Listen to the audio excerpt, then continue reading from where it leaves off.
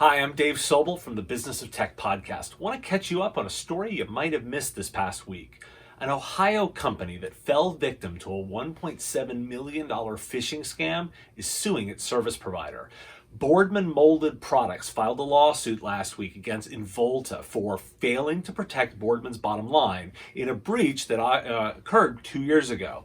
The attack gained access to an internal email account and then sent invoices to accounting over 9 days. The invoices came from the business owner's email address, used his normal invoice template, and leveraged the owner's Outlook account, leading the accounting team to wire money to companies in Hong Kong and Cambodia. Now, let's break this down. I'm not going to cover every single one of these stories because I'm actually expecting there to be a lot of them. It feels like the tip of the iceberg, and we're going to see more coming.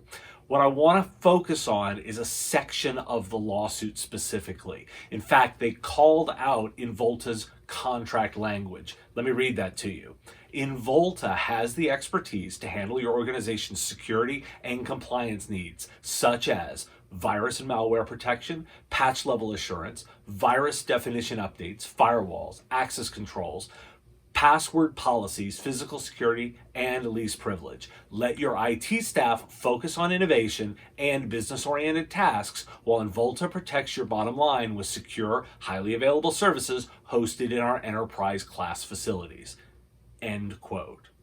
The lawsuit then explicitly says Boardman relied upon the representations of Involta and accepted Involta's offer to let Boardman's IT staff focus on innovation and business-oriented tasks, while Involta was to protect Boardman's bottom line with secure, highly available services hosted in Involta's enterprise-class facilities.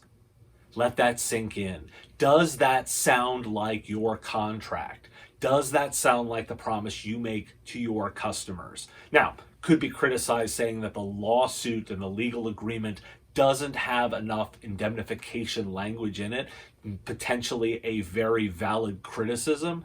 But what's more important is the customer took the managed services promise on, believed in it, then acted and trusted on it. And when there was a failure, turned around and blamed the service provider.